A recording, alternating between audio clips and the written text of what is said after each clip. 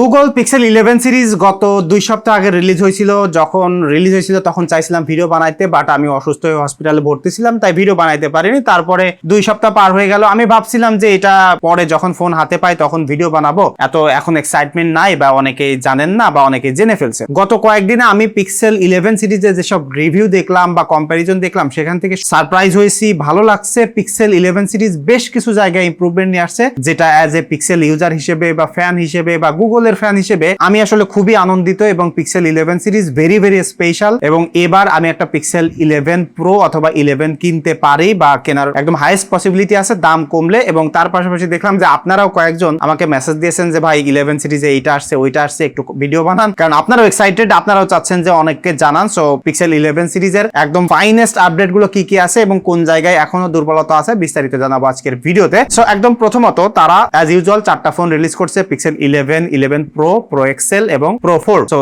এখানে লাইন আপে পরিবর্তন নাই, ডিজাইনেও পরিবর্তন নাই, ডিজাইনটা মোটামুটি সিমিলার আছে। তবে ক্যামেরা আইল্যান্ড যেটা ছিল ওইখানে এখন টোটালি গ্লাস দিয়ে দিয়েছে এবং ওই গ্লাসটা এখন দেখতে আরো বেশি সুন্দর লাগে। এবং ওখানে একটা RGB লাইট লাগাইছে, যেটা unnecessary, nobody ask for that, ওইটার কোনো কাজও নাই। আগে যে থার্মোমিটার ছিল ওইটা ফালাই দিয়ে এই করছে। আমি বিলিভ করি মার্কেটের যত ফোন আছে, অ্যাপেল, স্যামসাং বা যত কোম্পানি আছে, সব থেকে ইউনিক সুন্দর ডিজাইনের ফোন হলো পিক্সেল 11 সিরিজ। এটা আমার একদম পার্সোনাল ওপিনিয়ন। আপনার কাছে কোনটা ভালো লাগে সেটা আপনি কমেন্ট করে জানাতে পারেন। তবে পিক্সেল 9 সিরিজ, 10 সিরিজ, 11 সিরিজের ডিজাইন একদমই টপ নচ, মার্কেটের লিডিং পজিশনে আমার কাছে মনে হয়। এখন ডিজাইনের ব্যাপারটা আপনাদের কাছে এক একজনের কাছে এক এক রকম লাগতে পারে, এটা আসলে টোটালি পার্সোনাল ওপিনিয়ন যেটা আমি বললাম। পিক্সেল 11 সিরিজের সবথেকে বিগেস্ট আপডেট যেটা আমি বলবো সেটা হলো 5x পোর্ট্রেট তোলার ক্যাপাবিলিটি। মানে আমরা গত কয়েক বছর ধরে গালাগালি করতেছি পিক্সেলের পোর্ট্রেট ভালো না, এজ ডিটেকশন ভালো না, 5x এর টেলিফটো লেন্স দিয়ে পোর্ট্রেট তোলা যায় না, লিটারালি ননসেন্স মার্কা জিনিস একটা ছিল। ফাইনালি 11 সিরিজে এসে তারা 5x এ পোর্ট্রেট তোলার ক্যাপাবিলিটি দিয়েছে এবং এইটার বেশ কয়েকটা কম্পারিজন দেখার পরে আমি সেখান থেকে তাদের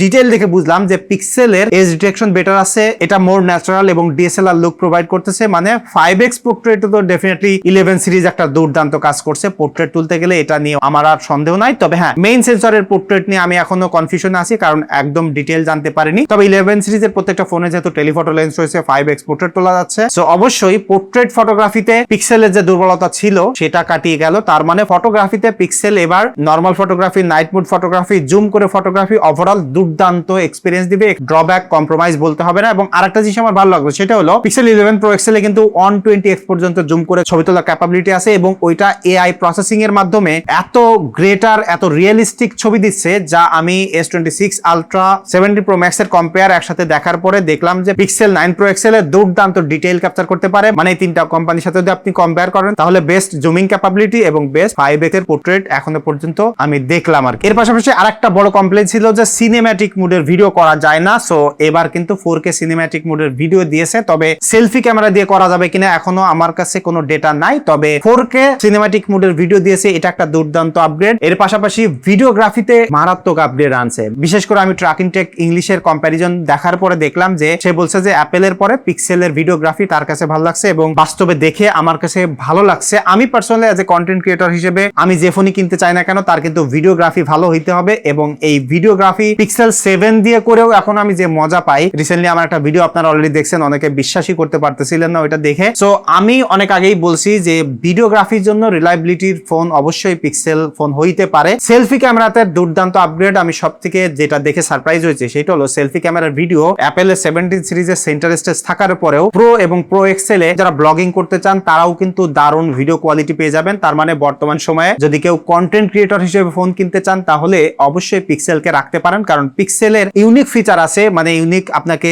যেটা আবার আইফোন, স্যামসাং এ পাবেন না, সেটা হলো আপনি যদি এক্সট্রিম লো লাইটে ভিডিও করেন এবং সেটাতে অনেক কাঁপাকাঁপি থাকে, শেকি থাকে, অনেক নয়েজ থাকে, তারপরেও AI ভিডিও বুস্টের মাধ্যমে আপনার জাস্ট গ্যালারিতে ভিডিও থাকবে, আপনি ওয়াইফাইতে কানেক্টেড থাকবেন এবং ওই ভিডিও ব্যাক এন্ডে প্রসেস করে একদম ইনসেইন রেজাল্ট দিচ্ছে। সেই ভিডিওর রেজাল্ট দেখে আমি সত্যি সারপ্রাইজ হয়েছি। মানে যারা কন্টেন্ট ক্রিয়েট করতে চান তাদের জন্য এটা দুর্দান্ত কিছু অফার করতেছে। বিশেষ করে ম্যাজিক কিউর মতো একটা ফিচার বিল্ট ইন দিয়ে দিয়েছে। যারা স্ক্রিপ্ট দেখে দেখে ভিডিও করতে চান তারাও কিন্তু এখান থেকে একদম ডেডিকেটেড ক্যামেরার মাধ্যমে করতে পারবেন। অর্থাৎ ওভারঅল ভিডিওগ্রাফিতে, ফটোগ্রাফিতে 11 সিরিজ দুর্দান্ত আপগ্রেড নিয়ে আসছে। ক্যামেরা সেন্ট্রিক ফোন হিসেবে এখন নিশ্চিন্তে পিক্সেল 11 সিরিজ কেনা যাচ্ছে। এর পাশাপাশি আরেকটা জায়গায় দুর্দান্ত ইমপ্রুভমেন্ট আছে, সেটা হলো তাদের যে নতুন প্রসেসর সেটার পাশাপাশি তারা অন ডিভাইস AI প্রসেসিংটা এমন লেভেলে নিয়েছে এবং তাদের AI আপডেটের কারণে পুরো ফোনটাকে AI এর মাধ্যমে আপনি আরো বেটার ইউজফুল বা কম্পেনিয়ন ডিভাইস হিসেবে ব্যবহার করতে পারবেন। লাইক আপনি কোনো কারোর সাথে মেসেজিং করতেছেন, সেই মেসেজিং এর কোনো রিজনিং থাকে, লাইক সে যদি বলে আমরা চলো একটু রেস্টুরেন্টে যাই, সেই রেস্টুরেন্টে কোথায় গিয়ে বুকিং করতে পারবেন। কেউ যদি তার পাসপোর্টটা পাঠায়, সেটা ডেটাটা ওখান থেকে ইনস্ট্যান্টলি কপি করতে পারবেন। কেউ যদি রিজার্ভেশন টিকিট পাঠায়, মানে আমি রিয়েলিস্টিকলি কিছু জিনিস দেখলাম যেগুলো ব্যবহার করে ডেইলি লাইফকে আরো বেশি সহজ করা যাইতে পারে। লাইক কেউ একটা ভিজিটিং কার্ড পাঠাইলো, ওটা আপনি ইনস্ট্যান্টলি ডেটাগুলো কপি করে ফেলতে পারবেন। এটা কোনো এক্সট্রা টুল ব্যবহার করা লাগবে না, ওটা অটোমেটিক আপনাকে সাজেস্ট করবে। এটা আসলে ভালো লাগছে, যেটা আমি বলতেছিলাম যে ডেটাগুলো বা অ্যাকশনগুলো বোঝার পরে ওটাকে প্রেডিক্ট করে আপনি কোন ধরনের কাজ করতে পারেন সেরকম সাজেশন দিয়ে দিবে এবং সেই অপশনটা আপনাকে দিবে। যে কারণে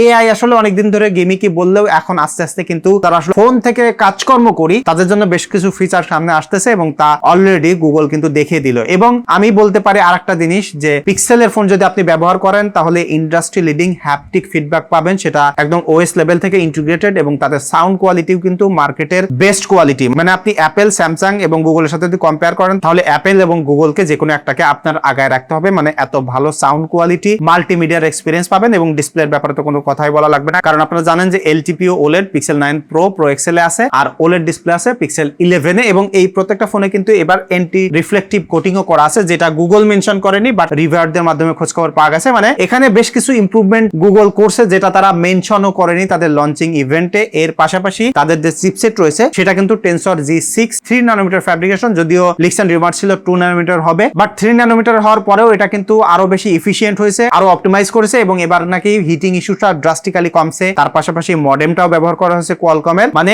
এবার নেটওয়ার্কিং এর ইস্যুস নিয়ে কোনো ভয় তো পেতেই হবে না। তার পাশাপাশি গুগলের যে হিটিং ইস্যুস ছিল সেটা কিন্তু দুর্দান্ত ভাবে কমে গেছে। তবে একটা জায়গায় এখন আপডেট করতে পারেনি, সেটা হলো তাদের জিপিইউ পারফরম্যান্স বেটার করতে পারেনি। তবে অন ডিভাইস এআই প্রসেসিংটা মার্কেটে এখনো লিডিং পজিশনে আছে। তবে যেটা প্রবলেম হলো জিপিইউ ভালো না করতে পারার কারণে গেমিং এর ব্যাপারে আসলে পিক্সেল এখনো লেদা বাচ্চা পোলাপানের মতো আছে, মানে এখনো সেই 60 FPS এ গেমিং করতে হবে। গেমিং এর জায়গায় পিক্সেল আশা করি আগামী 2-3 বছরের মধ্যে সর্ট আউট করে ফেলবে। তবে এখনো পর্যন্ত যে দুর্দান্ত জিনিসগুলো সর্ট আউট করছে তার মধ্যে আমি একদমই রিক্যাপ করে দিই। পোর্ট্রেট ফটোগ্রাফি, সিনেম্যাটিক মোডের video, normal video, AI processing, heating, design, build কোয়ালিটিতে তারা মাস্টারি করে ফেলছে। মার্কেটের একদম লিডিং ফ্ল্যাগশিপ ফোনের সাথে একদম হাড্ডাহাড্ডি লড়াই দিতে পারতেছে, চোখে চোখ রেখে ফাইট দিতে পারতেছে। তবে এখনো জিপিইউতে কিন্তু বাচ্চা পোলা পাইনের মতো আছে। আমি বিশ্বাস করি পিক্সেল এটা ওভারকাম করবে ভেরি সুন, কারণ তাদের সেই রিসোর্সেস আছে, ক্যাপাবিলিটি আছে। বাট এখনো পর্যন্ত পিক্সেল 11 সিরিজ নিয়ে আমি ভেরি এক্সাইটেড, হোপফুল, এবং আমি যেটা বললাম যে দাম কমার পরে পিক্সেল 11 সিরিজের প্রো বা জাস্ট 11 আমি কিনবো। একটা জিনিস আপনাদেরকে লং টাইম ধরে বলে আসতেছি, আমি অনেকদিন ধরে পিক্সেলের ভিডিও বানাই, তারপরেও বলি যে 50,000 টাকার উপরে পিক্সেল ফোন কেনাই যাবে না।